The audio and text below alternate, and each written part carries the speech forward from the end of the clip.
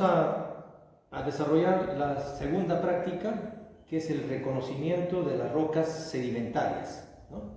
En este caso, las rocas sedimentarias se han formado por la erosión de las rocas, y esta erosión ha trasladado el material y los ha ido transportando y se ha ido acumulando poco a poco en las partes más bajas, y entonces se han empezado a formar estratos y eso se ha endurecido poco a poco.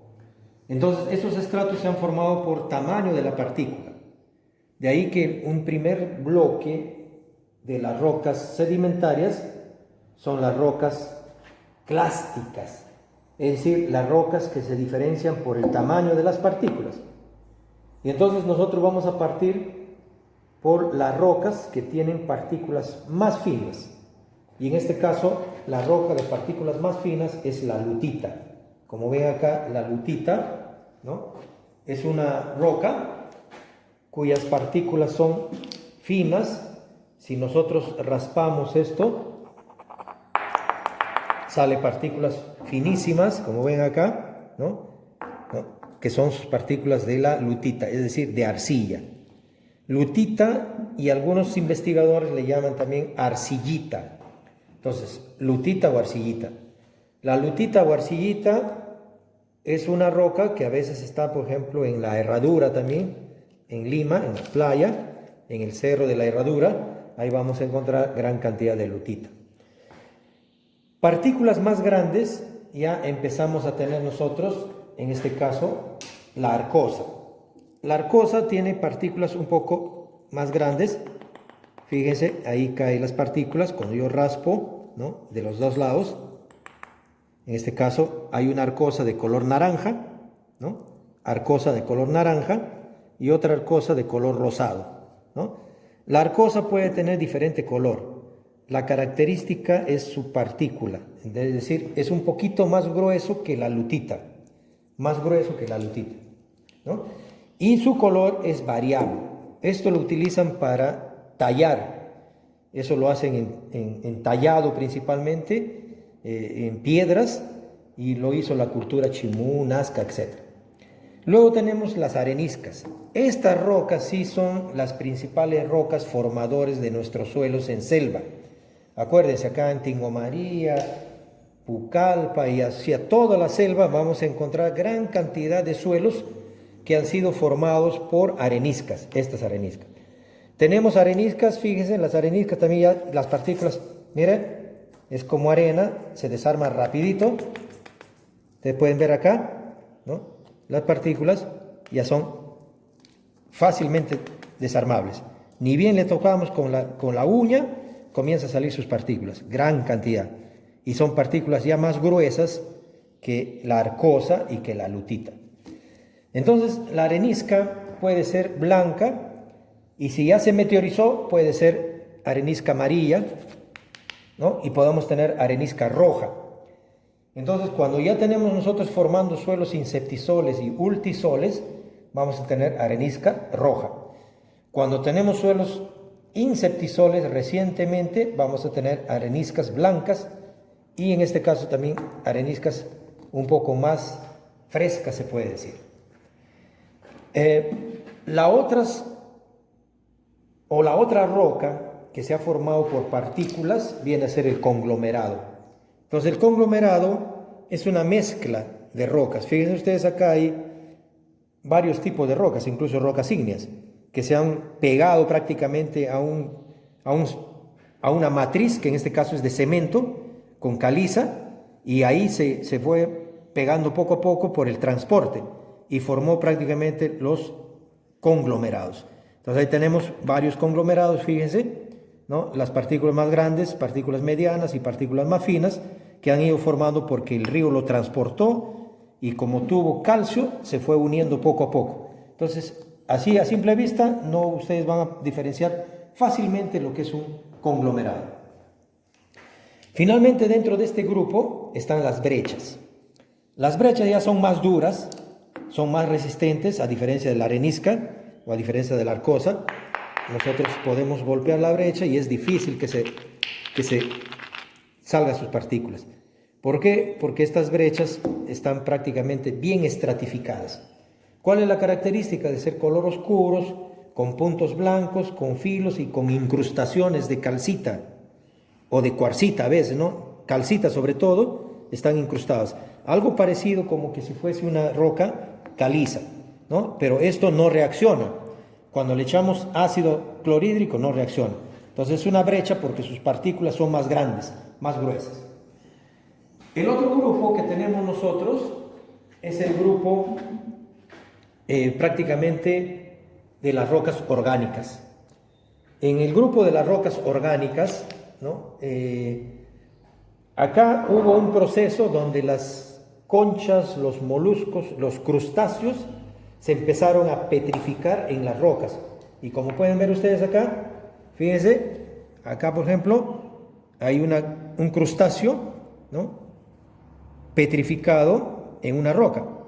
Y ahí podemos verlo perfectamente bien que eso ha pasado, se murió el animal, en otras palabras acá, se incrustó en la roca y quedó así, ¿no? Igual acá en estas rocas pueden ver acá, por ejemplo, todo una concha, un crustáceo incrustado en la roca. Y puede incluso ser una caliza esto. En una caliza puede haberse incrustado esto, ¿listo? O de repente en una lutita, ¿no? En una lutita, en una arenisca, también se incrustó el material orgánico en este caso. De esa forma, o también de estas formas. Por ejemplo, ya acá es otro organismo que se incrustó. Y entonces, en su conjunto, estos son rocas orgánicas. Rocas orgánicas. Repito, pueden ser calizas, pueden ser areniscas, pueden ser arcosas, etc.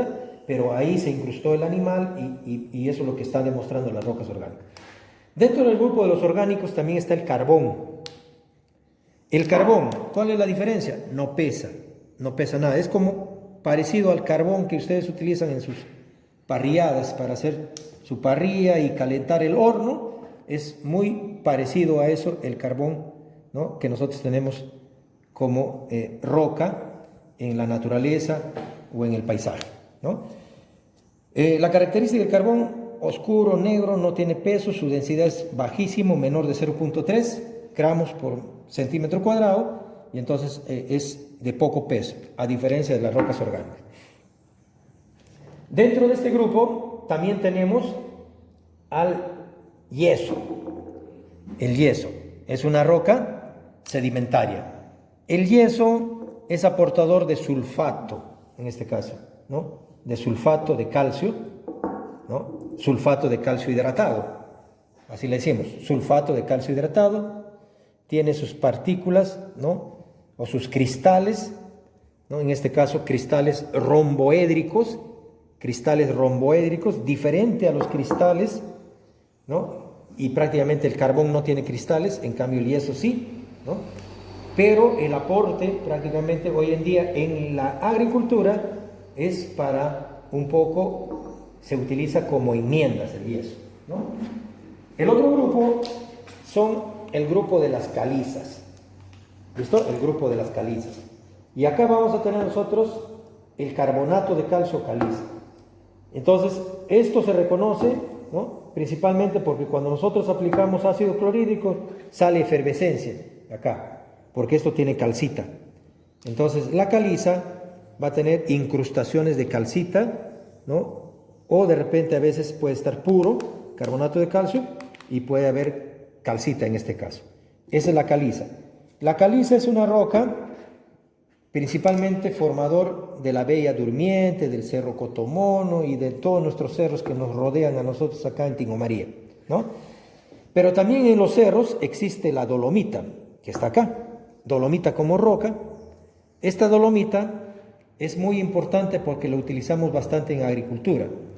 Tiene calcio y tiene magnesio. Es carbonato doble de calcio y magnesio. Entonces, cuando nosotros esto lo molemos, sacamos del cerro, lo tamizamos, pasamos por una malla fina, ¿no? Entre 2 a 4 milímetros, y aplicamos a la agricultura, vamos a tener resultados positivos porque va a cambiar el pH. ¿Listo? Su característica de la dolomita, entonces, lo utilizamos hoy en día como material incalante.